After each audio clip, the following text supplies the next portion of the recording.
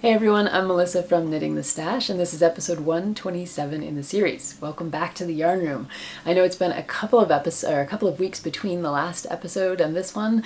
We had Spencer's mom come to visit, so it was a little bit of a whirlwind weekend, and I could not fit the podcast in, and that was absolutely fine. We Zoomed with the KAL knitting group. Marie, Spencer's mom, got to visit with all of the wonderful women who are in the Zoom group on Saturdays, and we had a blast. That was fun. She was working on a new knitting project that I think she ended up ripping out because it was just giving her fits, poor thing.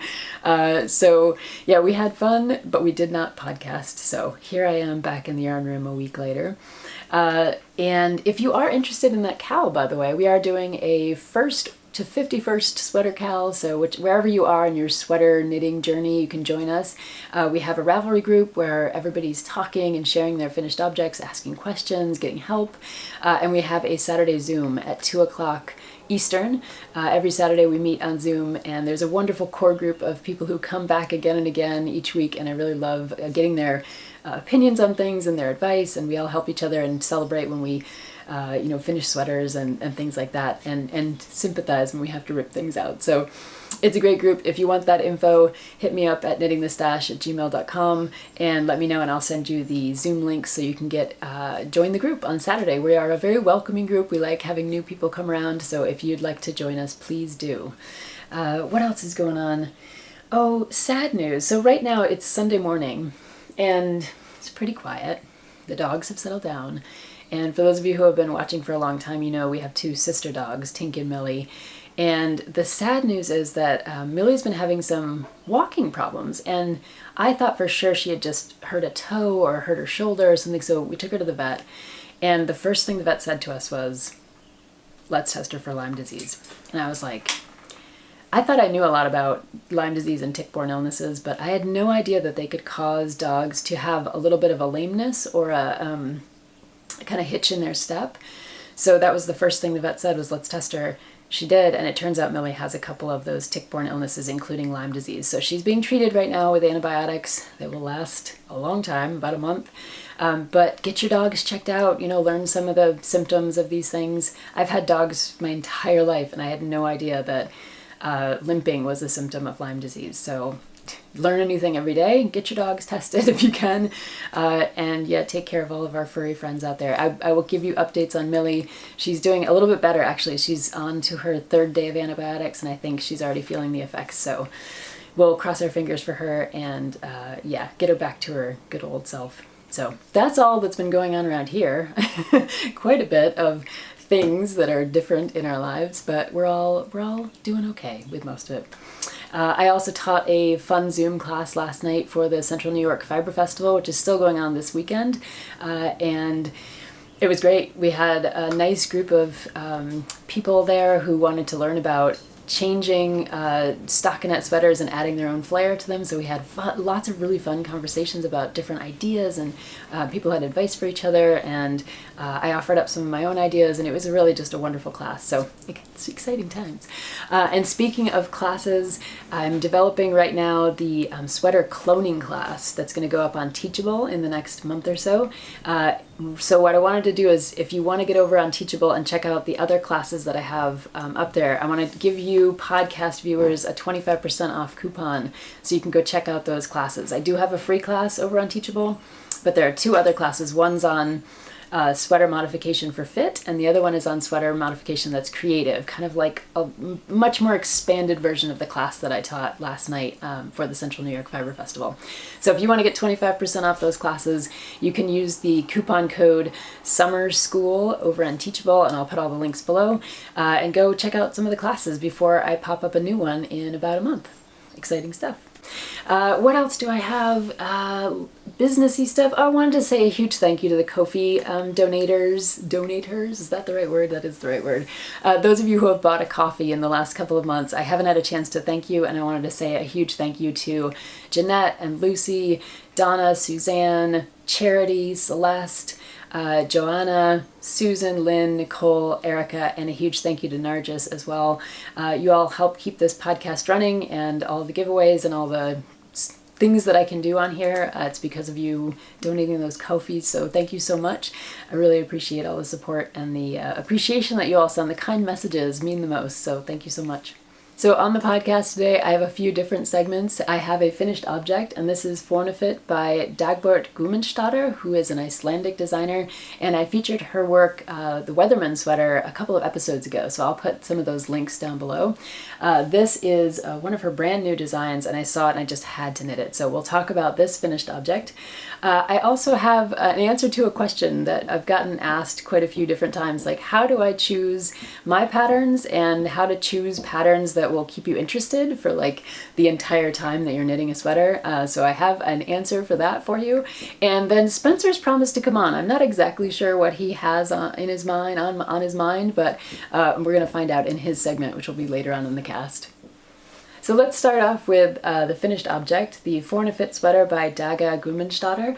And as I said, she's an Icelandic designer. This is one of her brand new designs, and she's really outdone herself, I think, with this one. And you can see what the thing, of course, that drew me to this sweater is the beautiful colorwork at the top. One of the things about Daga's designs that I absolutely love, and this holds true for the Weatherman as well, that other sweater I was mentioning, is her ability to fade colors one into the other in a design like this. I think she just has an eye for it, and it's amazing. And it's one of those things where you guys know that I usually modify everything, but her color choices are something that I just can't bring myself to mess with. When I see the original, I want the original because it's just so absolutely stunning in the way that she's blended these colors together. So let me talk about that first. She used two different kinds of yarn here. So she used a snailed-in yarn, which I love and I've used before. Snailed-in yarn comes from the Faroe Islands, and you can get it in a bunch of different plies. So this is the 2-ply, and this happens to be in, I think it's like colorway 2. So colorway 1 is this, which is a very bright white, and that's the color that you have in the center of the sweater here. But this is colorway 2, which is a little bit more of a muted, kind of oatmeal-y gray kind of tone. Snailed-in Yarn is a wonderful company. I used them before for Spencer's, it was a Noragon pattern, the Denali all over cable work sweater. And I love the effect. One of the cool things about the Snailed-in Yarn is that I feel like it's less processed, so there's more lanolin in it. And that's one of the reasons that I chose it originally for Spencer's sweater. Was because he wanted one that would be a little bit more waterproof. And if you choose a yarn that has the lanolin, sorry, Tink's moving around. If you choose a yarn that has the lanolin kind of left in it a little bit more, and you don't wash it in super hot water, you're going to preserve that lanolin, and it will help maintain that kind of waterproofness of your sweaters. But I also just really love this company. I've worked with them when I worked with them to get the yarn for Spencer's sweater. They're just incredibly communicative and accommodating, and I really like going to them to get yarn. So I was really happy to find that Daga sweater called for a couple different colors of the snailed-in yarn. So the main body is in that oatmeal color number 2 that I was mentioning. And then, like I said, the white, kind of pure bright white, is that color number 1. Both were a 2-ply. Then the other colors for this project all come from Jamieson & Smith. So Jamieson & Smith is a beautiful Shetland yarn, and it's also a 2-ply. And these are the colors that Daga calls for in this particular pattern. And I did the 7-color version, so there's a 5-color version that's included in the pattern as well, a different chart. I like the 7 colors because I think you get more of the difference, the kind of slight differentiation of the colors creates a really beautiful palette, and I just like the 7 colors. So these are the other 7, and you can see that they're mostly these beautiful kind of grays, but there's also some greens in here. And that's one of those surprising things about colors to me.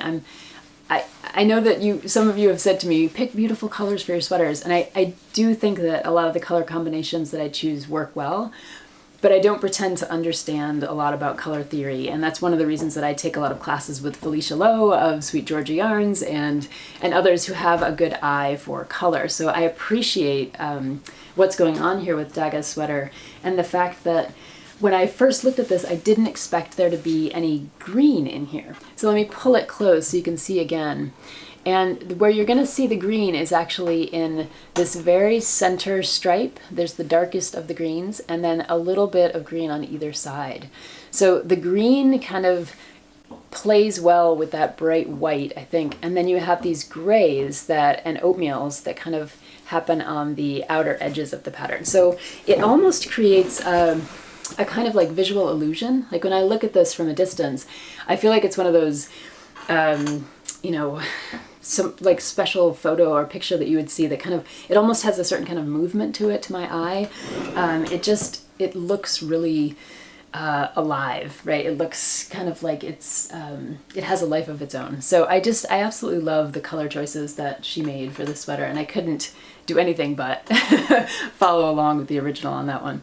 And I was really impressed with the way that the Snelden yarn and the Jamieson & Smith worked well together. They're both 2 plies, about the same weight, so that's what you're looking for if you are trying to mod this or choose different yarns. You want to have yarns that have the same grist, so you know, yardage per pound, and the same ply would be ideal. Otherwise, you could really, I mean, if you feel comfortable picking colors, you could do a lot of beautiful fading and a lot of really interesting things with this 7 color chart or the 5 color chart that she has in the pattern. Now, when I say 7 and 5, you're never holding more than 2 colors at once. So this is a basic color work, basic, you know, stranded knitting, where you're just, I hold 2 colors, 1 in each hand to do this kind of knitting. So you're not holding 3 colors at once or anything like that. Now, if you go to someone like Lincoln Newman, who I've talked about on here before, and I've made a couple of her sweaters, she does include 3 and sometimes 4 colors in a row. So you do need to be adept at being able to work with multiple colors in a single row. But with this pattern, it just looks like you've blended a lot of colors, but really each row is just 2 colors, which is amazing to me to get that kind of effect. It is a bottom-up sweater, very traditional Icelandic styling. So I did actually work the sleeves from the bottom up on this one, which surprised me a little bit. I know that the last episode I was talking to you about the Japanese sweater pattern that I was working on, and that was the Twig Pattern Pullover, and that one I also worked the sleeves from the bottom up for a bunch of reasons, but mostly because of the way that the twig pattern was kind of running up the sleeve. Now, before that, when I was working on those Lopi sweaters, I put up a tutorial about how I often will get to the armpit if I'm working on a bottom-up sweater, and I will provisionally cast on those sleeves so that I can just work the sleeves down as opposed to trying to, you know, get the right length by working them bottom up and then attaching them. So in this particular sweater, I could have done that, and I meant to, but at that moment when I was joining everything, I think maybe Marie had come to town. I was in the middle of a committee meeting, like who knows what was going on, but I didn't do that. So I ended up just going ahead and knitting these from the bottom up and attaching them. It's totally fine. Bottom up sleeves are absolutely fine. And as somebody pointed out a few episodes ago, bottom up sleeves are wonderful travel knitting because they are small and compact. So it's almost like a sock. You know, you can take this with you and work on it on the go or in a meeting or something like that without having to like turn a whole sweater around in your lap. So there is something to be said for working those sleeves bottom up. And so I joined the sleeves and the body all together. Of course, this is all acres of stockinette, and if you were in the class last night, you might have some really fun ideas for how to add just maybe a little cable braid up the side or a little something in the back or a little texture here or there just to keep it interesting. But I did just go with the acres of stockinette, in part because I was knitting this. I knew I was going to be in tons of committee meetings, and for that last couple of weeks, I've had a lot of extra work stuff that's come up, and we were going to have guests, so I just wanted to have some plain knitting, and sometimes that's the best kind of knitting. I'm going to be honest here, right? So when I finally got to the yoke, I was really excited. It was kind of like the culmination of the whole project. I got to play with these colors, and the main modification that I did to this sweater is that I didn't follow Daga's advice about the way that she did her short rows in the back. So this sweater does include short rows below the color work, and they're nicely placed. But Daga's version of how to do them was different than what I usually do and what I thought might be the most effective for the sweater. So I went ahead and did short rows that wrapped around the body just a little bit more than hers. And then I didn't attach the sleeves in quite the same way that she attached her sleeves. And that's basically because the way she chose to do her short rows, you would need to attach the sleeves in a different way. But since I went back to the, thanks Tink, tried and true short row method, I just attached my sleeves in the normal way and then followed the rest of the pattern in terms of working the decreases up toward the neckline. Yeah, and you can see that one of the things I wanted to do, and I, again, meant to do it, but was in the middle of something else when I was finishing the sweater, I wanted to add just another set of short rows right up here because I do think the sweater would work a little bit better with the back raised just a tiny bit, and that's it, for a couple of reasons. But the thing about this sweater that I would say is that because it has this nice kind of wide neckline, you don't actually need those extra short rows. Oftentimes a design like this will have short rows here and short rows here, which is why I was considering adding them. But because of the way that the neck actually sits, you can see that you don't need a lot of extra raise in the back to make up for anything in the front. It sits really comfortably, you know, right here where one of those collars should sit when I wear it. So I'm actually pretty happy with that. But I did keep my ribbing for my collar a little bit shorter than she recommends, in part because, you know, bodies are different and the rise from my collarbones, you know, this ending point to where she might have ended it, just a little bit different. So for me, this is a comfortable height, and this is your PSA endorsement for like, it's okay to change things, you know, minor things about a pattern like that if your body is slightly different. You know, your sleeves are a little longer, your body's a little shorter, your, you know, distance between, you know, your collarbone and your neck is different than, you know, might be called for in the pattern. Make your sweaters comfortable for yourself, right? I always say that kind of thing. What else did I change about this? Let me think. Oh, I did the split hem as usual. Any of my pullovers just have this split hem. I find it to be far more comfortable than having that like constricted feeling around my waist and hips. And then the other main difference between Daga's pattern and my own is that I had a completely different gauge. So it was interesting with this particular yarn. It blooms beautifully. So when you first knit it up and you're swatching with it, it looks like it's going to be too loose of a gauge. And I was like, oh, I don't know about this. I tried 3 different needle sizes and I washed the whole swatch and it just bloomed. It just filled in any of the kind of like spaces in between the stitches. So I went with the needle size that I liked, which was a size 3 needle, slightly different than what the pattern calls for. And I had a different gauge, so I ended up going up 1 size to achieve, this is about a 38-inch bust, so it gives me about 4 inches of ease. So I really thought that was all kind of fun to do. I love like messing around with gauge. And I did double check the number of rows in here because my row gauge was also slightly off, just off by 1 stitch for 4 inches. So I wanted to make sure that I was going to have enough room to complete the colorwork section without, you know, creating like a super long yoke that would be uncomfortable to wear. So the armpits fit just right, and that may be one of the reasons that I did need to lower my collar just a little bit because that row gauge was slightly different, but I think that the placement of the colorwork ended up just fine. It's just something to think about if you're working on a sweater and you have a slightly different row gauge, especially if you're working on a yoked sweater. You want to make sure that you are aware of how many rows the designer expects you to knit and how many you can knit given your gauge, so you can make adjustments. So for me, I think I did make a slight adjustment down here in the plain portion of the knitting before I got up to the color work, and then like I said, I made a slight change up here in the height of the collar. So these are just things to think about if you have a slightly different row gauge. I love this sweater.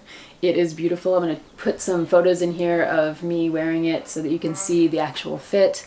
One of the things that I absolutely love about it is the way that Daga does her decreases in the colorwork pattern itself. You can't actually really see the decreases, but you can see their effect, and that's part of the kind of bending that you're seeing of these beautiful motifs is partially caused by the way that she does her decreases. So that's all I'll say about it, but I do love the effect that it has on the color work. There's not a sense that, you know, you need to hide the decreases in some other plain portion of the neck or something like that, or the yoke. You can actually use your decreases to help shape the color work, which just, it's a beautiful effect. So Daga, I just want to say congratulations on another beautiful pattern. This is the Fornafit by Guðmundsdóttir, who is an Icelandic designer. She does beautiful work, and I'm really looking forward to seeing what she comes up with next for her next sweater. So before Spencer makes his surprise appearance, I wanted to answer that question that I've received a couple different versions of. How do I choose my patterns, and how do I choose patterns that I'm going to stay interested in for, you know, the duration of a sweater project? So one of the things I like to think about, and this is something that's kind of affected my entire knitting life for the last, oh my gosh, 10 years now, I just use each project usually as a stepping stone. So learn one new technique, try one new challenging thing, see if there's something that you haven't worked on before that you want to try now. So if you haven't tried color work, if you haven't tried a cable, if you haven't tried lace, you know, if you haven't tried a bottom-up sweater or a top-down sweater, like all of these different variations or variables are things that you can grab hold of and be like, I like that sweater and I get to try something new, you know, so it's wearable, it's something that might fit in your wardrobe, and it teaches you a new technique. That is one way to stay really interested in your knitting, is, you know, not just producing a sweater that you know by heart, like how to knit, or even a pair of socks, you know. If you always knit them cuff down, try them toe up, try a different heel, you know, just if you always knit your shawls, you know, you always do a crescent shawl, try an asymmetrical triangular shawl, try something new that will, you know, kind of keep your interest as you go. So that's one of the big tips. The other, the second one I'd say is trying new yarns. So if you've knit a pattern before, trying it in a new yarn can be really kind of like illuminating or enlightening kind of project, because the new yarn, it may potentially behave very differently. You get a chance to support a different indie dyer or a small batch producer or all those kinds of things with these new yarns. And you just get to experience new yarns and see what you like or what you don't like. Sometimes, one of the things I remember doing a few years back was taking a sweater that was intended for summer. It was like a summer t-shirt, and I knit it in wool, in a woolen spun yarn from New Zealand, just to see what I could do there. And it created a warm, wonderful, cozy sweater.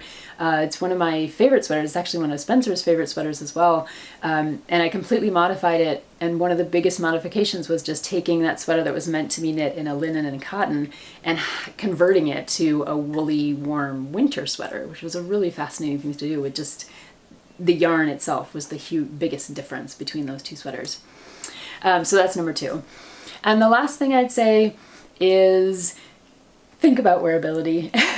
Sometimes wearability comes last when you're trying new techniques and you see a sweater that, you know, you love, but you're like, I don't know if it would look good on me. I don't know if it's my style. I don't know if I'd really like it.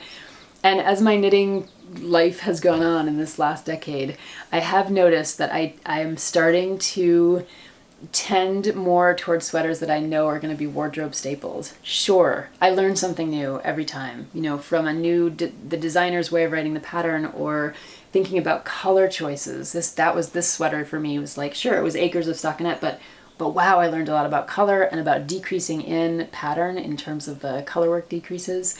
So wearability can be key, and especially once you've made a lot of sweaters that maybe you don't wear all that much, but you've learned a lot from them, then you can really start working on those sweaters that are going to be around for decades because you love them, the fit is right, the mods are right, you know, you've kind of figured yourself out as a knitter, and you can get back to wearability. So I guess I'd say I didn't really always start with wearability. I started with learning, treating each sweater as a kind of learning project so that I could get to the point where I could knit for wearability, but it is also something that keeps you motivated, I think, because as you're looking at these patterns, you're thinking to yourself, man, like this one and the last 3-5 sweaters that I've knit, I'm going to wear them all the time. I love them. They're really, like, I finally feel like I've reached a point where the sweaters I knit are the sweaters I wear, which is a really fun place to get to with your knitting. So it's kind of like on the journey, on the spectrum of possibilities. Once you get through maybe, I think I'm on my 50-something sweater at this point, and yeah, wearability is something that's actually on my list again. So let's bring Spencer in and see what he has to say. I have a feeling it's about the fact that I finished this sweater and have nothing on the needles, and I've been a little bit anxious. So let's see what he has to say. So I heard you finished the Guðmundsdóttir sweater. I did. And Fornafit. We just talked all about it. It was so much fun. And I also heard you don't have another sweater on the needles. God, can you just, you can't see my hands below the camera. So I kind of stopped by for almost like a little intervention. No. Melissa, she usually, when she finishes a sweater, this is a little odd, but she finishes a sweater and then she just picks up the needles like the same night and starts casting on for the next one. I'm like, what are you doing? Aren't you going to celebrate? No, I'm doing my stretchy cast on. So you're not doing your stretchy cast on right now. I was swatching last night. for what? I got some new yarn potentially for the shop that I'm previewing, so I'm swatching. You gonna make a sweater? I haven't decided yet, but yeah, but that's like a long-term plan. Like, how long is it gonna be till you have a sweater? Till I have another sweater? Yeah. Oh man, I need it now. Like that. It's like, what did you call it? Chain knitting? She's chain knitting. Okay, so I used to chain gumshoe. So I had a grandmother who was a chain smoker. She would like light one with the one she was finishing. So you're not chain knitting right now. No, and it's really... Chain sweater knitting. You're chain knitting, but you're not chain sweater knitting. No, I'm not even chain knitting, really. I mean, I'm out of the loop. So with the last few sweaters before the Fornafit sweater, I just had it all planned out. I had 2 low-fee sweaters. I had ordered all the yarn so that when one finished, I was like ready to go on the next one. Like an addictives type of, down. It was just like, yeah, it's all like very, very good. But with this right one, now, not so much. I did order the yarn for another version of this sweater, but I just... When did you do that? When I ordered the yarn for this sweater.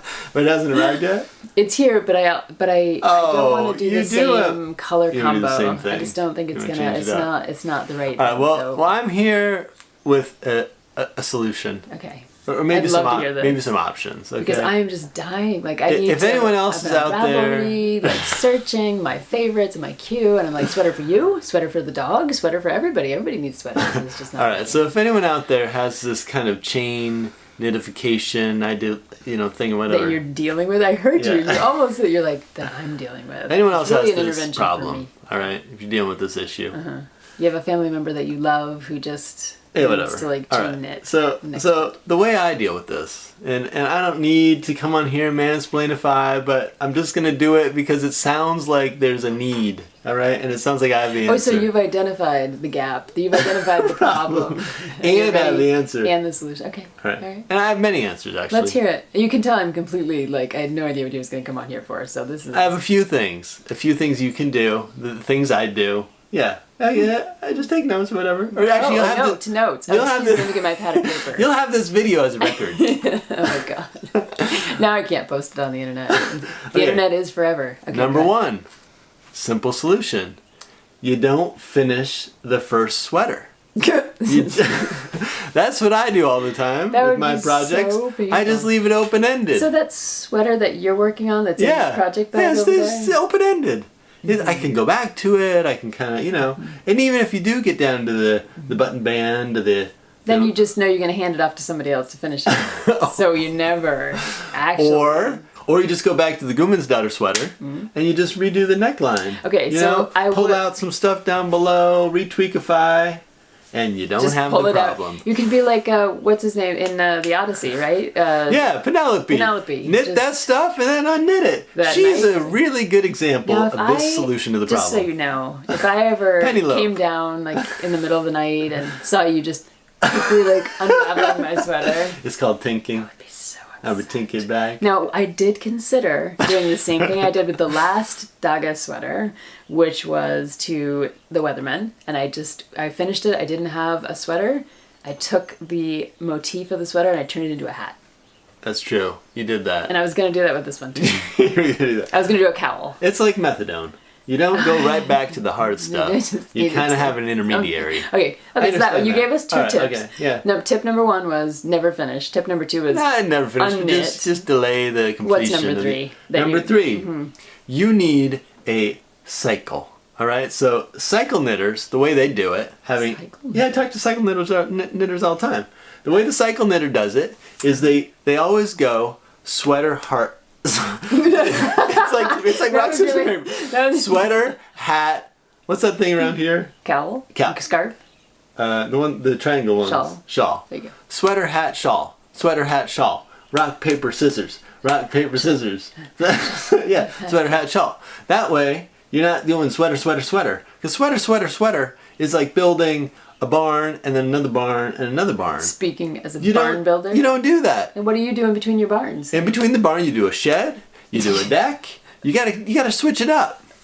So it's just not a tenable solution to be a sweater, sweater, sweater chain knitter. You got a sweater, shawl, hat. Sweater, shawl, hat. Now you've changed the order. It's getting confusing. Like rock, paper, sweater, shawl, hat. Now it's sweater, hat, shawl. But you get the idea, all right? So you got a few. It's the idea. I'm sorry. I thought it was an actual method. It's just an idea. You got a couple different solutions here. Cycle knitting, that everybody. I'm just throwing and out let me for introduce you to Spencer, the cycle knitting master. You can buy my ebook. It's on Amazon called The Cycle Knitter Kicks Butt. All right. So there's chain knitting and now there's cycle knitting. So now we have 2 new terms for everybody. Which are you? Chain knitter or cycle knitter? Anyway, I just want to come by and help out. Thanks for those 3 tips. I know there are a lot of knitters out there with these issues, and I know you seem to need just a little bit of kick, something. I really need another sweater. That's what you need. I'm just sitting here. And solution 4, in that case, if you need another solution. Wait, we got a 4th? Is to simply buy more yarn. I will throw down on the interwebs. I'll go over to where do you go these days? My birthday's coming anyway. Joanne Fabrics or whatever. Get a big old box of stuff and you'll be good. Were you gonna get me some stuff to like make some wreaths and like some whatever. Other spray glue? No. Yeah. Oh God. Anyway, there's hope for you. You know what I'll do? There's hope for others who have this chain knitting I'll just addiction. have to break out those old dollhouse patterns. That would be good. That would be another cycle. That's cycle B. Cycle A is knit, knit, knit. Cycle B is like knit, fix up the house with me, mow the lawn, take a trip, and then take a trip, and then get back to the sweater. That's B cycle. You need to have knitting for all those things. Yeah. B cycle. Well, thank you for coming on and sharing the truly informative tips that you've given us today. I will take those into account and change my lifestyle. I detect a note of sarcasm, but I'm not sure. Anyway, thanks for having me on. Glad to be helpful to everyone. We'll see y'all in the next one. Thank you. I hope you enjoyed that segment with Spencer. It's always fun to have him come on and, give me and all of us knitters a little bit of a hard time, I suppose. Yeah, he has a good sense of humor about it, and he does seem to have a good head for knitting. I've been impressed. Like, his mom came to town, and he was able to rattle off some of these knitting terms, and yeah. Well, you've all seen that on him, on the cast whenever he comes on. Anyway, I should be back in the yarn room in a couple of weeks with another episode, and I look forward to seeing you. And remember that if you want to take advantage of that Teachable 25% off classes right now until June 20th, you can use the code SUMMERSCHOOL and learn something new for yourself. And I will be back with another Teachable class, hopefully in a month. It'll be the sweater cloning class, so it'll be kind of fun. All right, I will see you all next time. Take good care. Bye-bye.